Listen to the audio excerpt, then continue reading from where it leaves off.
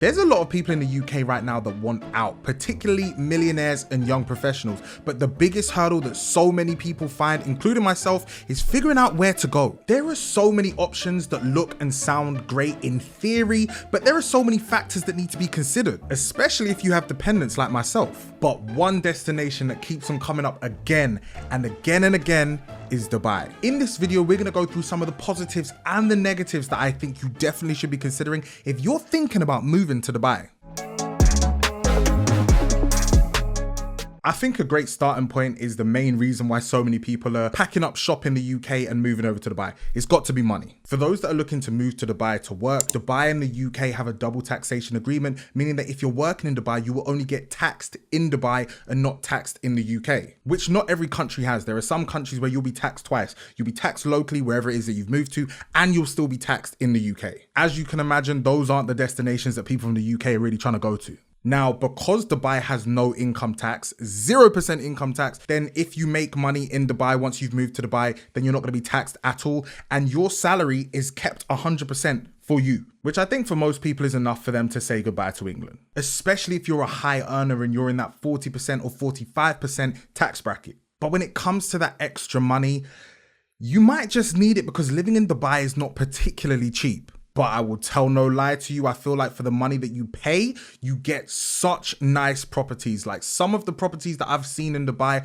are amazing. You're not even getting half of that size in the UK for the same money. So while it is expensive and it's not cheap per se, you get a little bit more bang for your buck. And the rent prices in Dubai have been increasing as more people are moving over there, which makes sense. It's supply and demand. In 2024, rent for apartments increased by 22% and villa rent increased by 13%. And still yet more people are moving there. So take from that what you will. For a 1-bedroom apartment in the center of Dubai, you can expect to pay just over 8,000 AED, which when converted into pounds is just under £2,000. If you want to save a little bit more money and live a bit more humbly, then you can rent a 1-bedroom apartment outside of the city for around 5,000 AED, which works out just over £1,000. So while the prices aren't crazy, they're by no means insane. They're actually quite comparable to UK prices. But actually UK prices are insane. Yeah, they're a little bit insane. I'm not going to lie to you. They're quite expensive. And I only see them becoming more expensive as more and more people decide to move to Dubai. The other thing that you have to take into consideration is the fact that all of your groceries are going to be quite expensive, especially if you want things fresh. That being because Dubai is not really great on agriculture. If you want to be living off the land, you're going to be drinking oil 3 times a day. The reason why things are so expensive is because pretty much all fresh food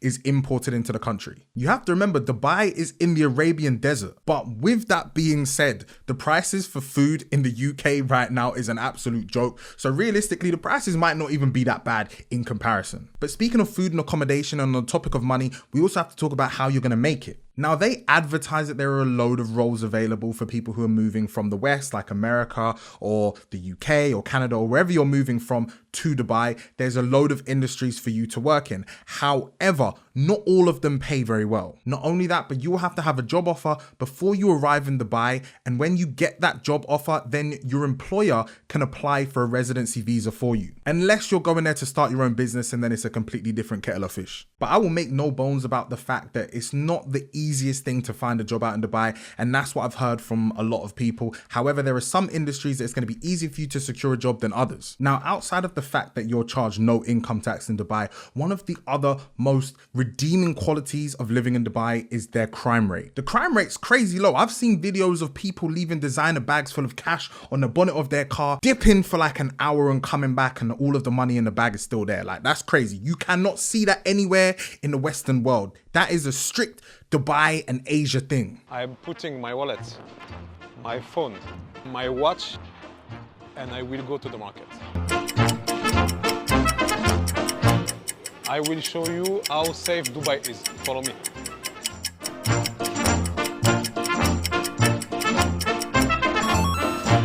It's too safe. It's also one of the safest destinations for women. So if you are female or you are a woman and you plan on moving to Dubai by yourself, which I've seen a lot of people do, then Dubai can be quite a good destination for that. And you can feel safe even walking around at night. One of my female friends has moved to Dubai last year and they cannot stop going on about how safe Dubai is for them. They don't feel threatened anywhere. That being said, they used to live in Croydon, so realistically they could have moved anywhere and felt safer. And in reality, safety was actually one of the big key points for me considering Dubai because of my fiance and my daughter. Growing up, it would be great for her to not have to worry about walking around at any time. Obviously, she won't be walking around at night because we would never allow that. But walking to and from school or playing outside with her friends or whatever it is, you kind of just want to feel safe and not have to worry, because that in the UK right now is just something that is not going to happen. But we can't just tell one side of the story. There's a reason why the crime rate in Dubai is so low. It's because if you commit crimes, the punishments, oh my God, the punishments can be insane. There are so many people that have moved from the UK to Dubai or gone to Dubai on holiday and ended up receiving lengthy sentences for breaking laws that they didn't even know they were breaking at the time. And I would say that that is a real risk for some people. The latest one that gets stuck in my mind is that boy that went on holiday with his family and then ended up having some kind of sexual relations with another girl who was on holiday from the UK. And when the girl and her mum went back to the UK, the mum called up the Dubai police force and basically snitched on the boy. And then he's now currently in jail, which is insane. But that is why you should know the laws of the country before you get there. So if you do plan on moving to Dubai or even going there on holiday, familiarize yourselves with the local laws, because you do not want to be on the other end of like a 15-year sentence for something that you could do in the UK, no problem. But if you manage to abide by the law and stay free, then the living standards and opportunities you can find yourself can be amazing in Dubai. For one, it's sunny, like all of the time.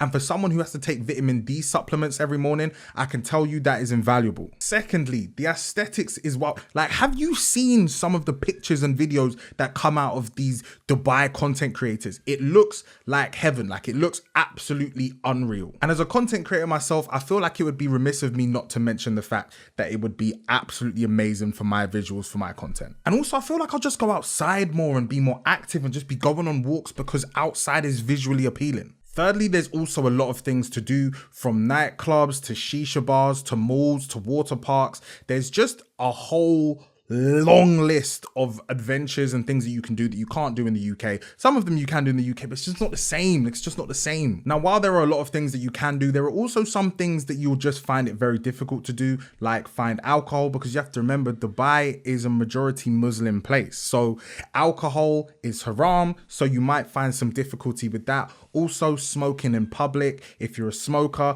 things of that nature. Also, the hub, yeah, there's a lot of internet restrictions. So the hub is off limits, so you better sort out that addiction before you land over there. And strangely, FaceTime is also restricted in Dubai. So if you want to use FaceTime, you have to download a VPN. Now, I don't think it's illegal, but it's definitely restricted. Now, despite the communication issues that you might find when it comes to FaceTime and your family back home in the UK or America or Canada or wherever else you've come from, one thing that will not be hindered is your communication to other like-minded individuals. Dubai is seen as one of those great places to network, and if you go with the right mentality and you meet the right people, it could change your life forever. So if you're looking to grow your business or your career, Dubai could take you a long way with that. Now, these things are all good and well, but there's like some niggling things at the back of my head that I always think about when it comes to Dubai. And I think that you should also consider these when it comes to making your final decision about whether Dubai is the right place for you. So firstly, and this is by no means a small issue, but the forced labor, modern slavery thing that kind of gets swept under the carpet when we talk about Dubai. On the one hand, we have this flashy, aesthetic,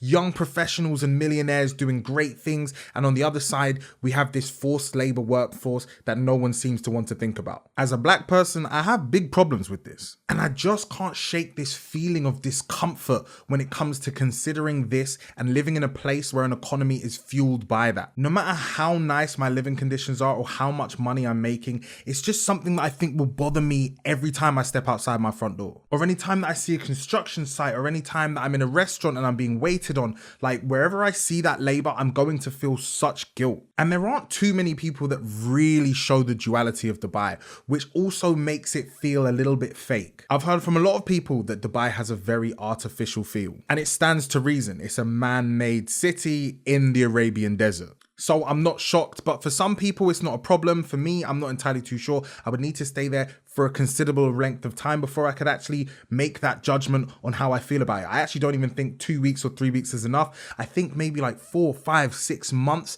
and then I'll be able to tell whether it's for me or not. Some people that have moved there love it. Some people that have moved there hate it. It's genuinely up to your own personal preference, but you still need to bear it in mind. The heat is also a very, very big issue because, and I've mentioned it before, Dubai's in the Arabian desert, and I've been to some hot places in my life. I am from the Caribbean, small island called St. Vincent and the Grenadines. It is hot there most of the time throughout the year. I've been to Thailand in hot season. It was hot there, but Dubai is on a completely different scale. I've seen people frying eggs on their balcony. In fact, during the summer months, a lot of people that live in Dubai move out of Dubai and then come back when it cools down. Don't get me wrong, I'm all for a little bit of sunshine and some heat, but oppressive heat to the point where you step outside for too long and you're drenched in sweat and you're burning, it's too much for me, man. Far too much. So that's something that is definitely gonna have to take some consideration. And while there are loads of opportunities for people to network, because of the amount of turnover of people moving to Dubai and moving out of Dubai, it can feel very difficult for you to form a community